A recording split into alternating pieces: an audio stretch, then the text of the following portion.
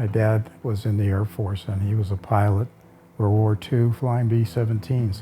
I think it's just in my DNA. I wanted to fly. Tried to get into the Air Force in the Navy AVCAD program, and they had just closed it out. So they said, try the Army next door and fly helicopters. And then went through basic flight training, advanced training for Huey, and off to medical training to become a dust-off pilot, medical evacuation. Mustang Alpha 5, dust-off 3-1, over. It's been said that the medevac dust-off job was the most dangerous in Vietnam. Single ship, we didn't wait for gunships to come and escort us. Day or night, rain or shine, we went. First month in country, I had a tail rotor failure. We ended up crashing and going upside down in the final moments. We started taking rounds from the far end of the LZ, so we all skittled back into the wood line there. All I had was 5 rounds of .38.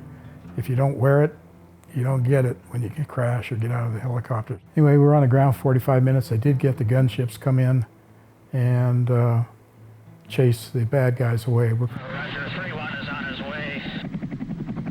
We were shot at quite often. Again, we didn't hold back if they were wounded and they were in a gunfight. We'd go in, and if we start taking rounds too bad, we'd pull off, but we would keep on trying until we got in and got the wounded.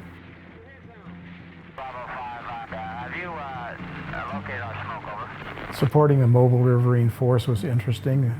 They have gunboats, basically, a big one called the Monitor, and the little ones that were faster. And the big one had a helicopter pad on the front of it, which was just inches big enough for our skids to sit on. But a lot of times they were in contact as well with the enemy, and they wouldn't stop, so we'd be flying down the river sideways, because that's the way the pad fit the helicopter, and trying to get it down on the pad while they were scooting along at 30-some miles an hour. But once we got the aircraft on the pad, we basically had control of the boat. We could steer it with our cyclic by moving it back and forth. My last month in country, I got shot down. We had a couple of our guys on board with Willie Pete wounds. I decided to just pick straight up and top the 80 to 100 foot palm trees.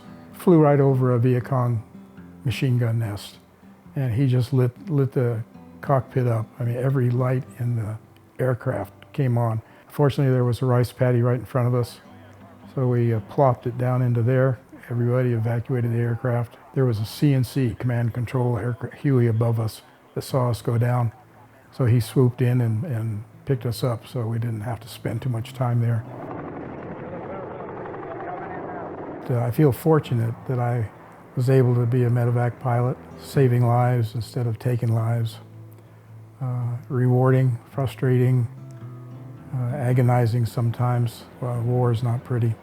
I still see and smell things from the war that used to bother me until I got medicine for PTSD.